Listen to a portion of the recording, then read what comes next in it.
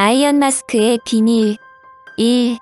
개봉되자마자 많은 사람들의 관심을 끈 영화 아이언 마스크는 알렉산더 듀마의 소설 삼총사의 후일담을 영화화한 작품이다. 프랑스의 국왕 루이 14세의 쌍둥이 형 필립은 태어나자마자 곧바로 궁 밖으로 보내진다. 이후 그의 영이 살아있다는 사실을 알게 된 루이 14세는 재정 대신 푸켓을 보내 그를 잡아오게 한 후 지중해 남북 한앞에 있는 생마르그리트 섬에 가두었다. 역전의 용사 삼총사는 은퇴하여 나름대로 자신의 삶을 살아가고 있다. 아라미스는 신부가 되었고 포르토스는 여자와 쾌락을 누리며 아토스는 평범한 아버지로 살아가고 있다. 달타냥은 루이 왕의 경호대장을 맡고 있다. 그런데 루이 14세는 여자에 대한 질투심 때문에 아토스의 아들 라울을 전쟁터로 보내어 죽게 한다. 화가 난 삼총사가 재결성하자 달타냥은 삼총사와의 의리냐 아니면 왕을 지켜야 하는지에 대해 고민한다. 영화를 이끌어가는 중요한 내용은 천하의 달타냥과 왕비 사이에서 불륜으로 인한 쌍둥이가 태어난다는 것이다. 그러므로 철가면을 쓴 루이 14세의 쌍둥이 형제 필립과 향락에 빠져 사는 루이 14세를 삼총사가 바꿔치기 한다는 것이다. 그러나 삼총사들의 계획이 성사되려는 직전 달타냥에 의해 계획은 수포로 돌아가고 필립은 다시 감옥으로 보내진다. 화가 난 루이 14세는 삼총사를 잡아올 것을 명령하고 죽음을 앞둔 삼총사들은 결사항전을 다짐한다.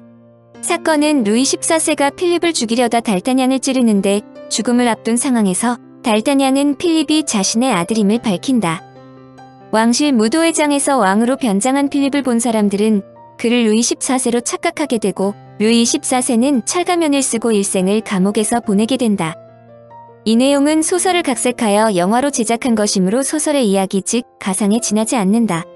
그러나 루이 14세가 집권했을 당시 철가면을 쓴 사람이 피네롤로 요새 지중해 남북 한내 앞에 있는 생마르그리트 섬과 파리의 바스티유 감옥에 무려 34년간이나 갇혀 있었다는 것은 틀림없는 사실이다. 베일에 쌓인 죄수 1703년 11월 19일 파리의 바스티유 감옥에서 바스티유 감옥에 파견된 국왕의 부관인 에티엔 드 조카조차도 그의 신원을 알지 못하는 한 죄수가 사망했다. 철가면을 쓴 수수께끼의 죄수로 34년간 여러 곳을 전전하다 바스티유에서 사망한 것이다. 죄수가 쓴 철가면은 용수철이 끼워져 있어 턱 부위는 따로 움직이기 때문에 먹는 데는 지장이 없었다. 그런데 그가 바스티유에 들어오기 전부터 철가면을 벗는 순간 그는 죽임을 당한다는 것이다. 한마디로 얼굴이 알려져서는 안 된다는 뜻이다. 여하튼 34년간이나 감옥 생활한 후 그가 갑자기 사망했는데 너무 갑작스러운 일이라 사제가 종류를 줄 여유도 없었다. 부관은 감옥 일지에 다음과 같이 적었다. 이 사나이에 대해서는 이름이 마르셀이라고만 알려져 있음. 죄수가 죽자 비상수단이 내려졌다. 그는 다음날 마르시올리라는 이름으로 매장되었고 그가 사용했던 가구는 전부 불태워졌으며 금속 제품은 형체를 알아볼 수 없도록 녹여버렸다. 독방의 벽은 문질러 벗겨냈고 다시 하얗게 칠했다. 그리고 바닥의 타일도 모조리 뜯어버린 후 새 것으로 깔았다. 철가면의 시체는 파리의 생폴 성당 묘지에 묻혔다. 그 후 죄수의 이름은 모든 감옥 기록에서 말살되었고 보통 탑의 죄수 또는 오래된 죄수라 불렸다. 철가면이 1698년 바스티유 감옥으로 옮겨졌을 때의 일을 에티엔 드 조카는 이렇게 적고 있다. 9월 18일 목요일 오후 3시 바스티유의 새 사령관 생마르가 생마그리트 섬에서 전임해왔다. 마차 안에는 그가 맡았던 오랜 죄수가 타고 있었다. 죄수는 얼굴에 가면을 쓰고 있었고 그의 신분도 비밀이었다. 나는 밤 9시에 부관인 드 로저르주와 함께 죄수를 베르토 탑의 제3독방에 수감했다. 사령관 생마르의 통고에 따라 그 방에는 필요한 가구들을 사전에 준비해 놓았다. 로저르주가 죄수 신변에 대한 모든 것을 맡고 간수장이 식사 쪽을 맡기로 되어 있었다. 철가면이 탄 가마가 바스티유 문에 도착하자 성체 주위에 있는 상점은 전부 문을 닫았고 문지기들도 죄수의 얼굴을 못 보도록 얼굴을 벽 쪽으로 돌리고 정중하게 가마를 맞이했다고 한다. 이와 같은 특이한 정황이 입에서 입으로 전해지지 않을 리 만무이지만 그의 소문을 결정적으로 알려준 사람은 볼테르이다. 그는 1751년 자신의 저서 루이 14세의 세기에서 이를 처음으로 소개했다.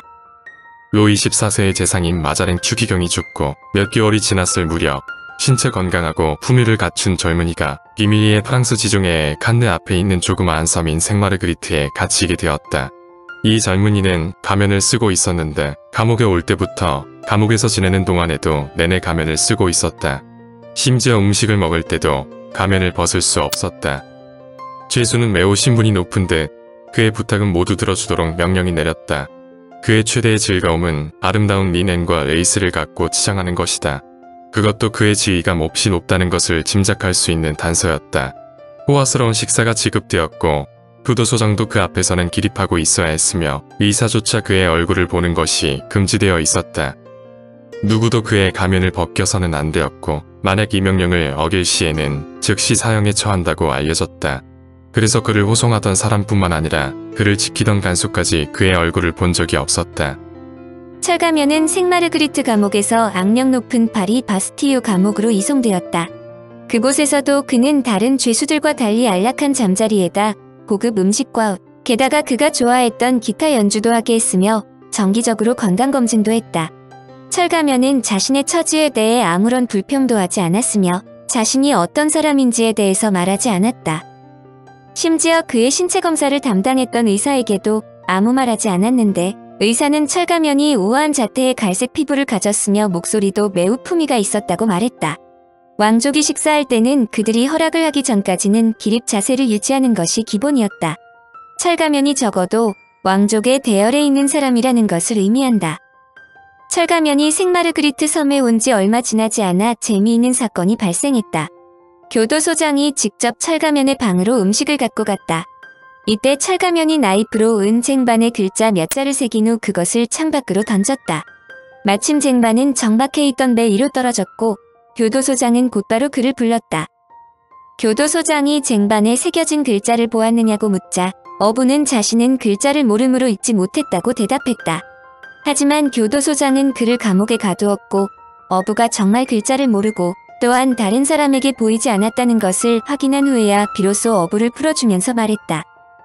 너는 운이 좋은 놈이다. 철가면이 있던 지중해의 생마르그리트 섬은 유럽에서 매우 유명한 휴양지이다. 원래 지중해의 꽃이라고 알려진 꼬트도르에는 섬이 거의 없는데 생마르그리트 섬 인근에만 작은 섬들이 있어 더욱 유명한 곳이다.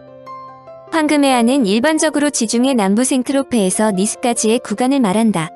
바위와 흙이 새빨간색으로 된 곳이 많아 태양이 비출 때 더욱 환상적인데 생마르그리트 섬은 황금해안 중에서도 세계적으로 유명한 휴양지 칸느 앞에 있다. 생마르그리트 섬은 칸느에서 여객선으로 15에서 20분 정도 거리에 있는데 이곳은 두 가지 남다른 것이 있다.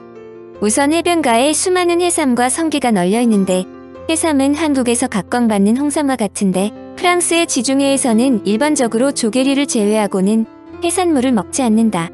지중해에서 바닷고기들이 많이 나지 않기 때문이기도 하다. 생마르그리트 섬은 다른 곳에서 볼 수 없는 나무가 있는데 키닌의 나무이다. 냄새가 매우 독특해서 걸을 때마다 향이 몸을 감싸는데 그래서인지 과거에도 현재에도 모기가 전혀 없었다고 한다. 철가면이 갇혀있던 감옥은 아직도 원래 모습 그대로 공개하고 있다.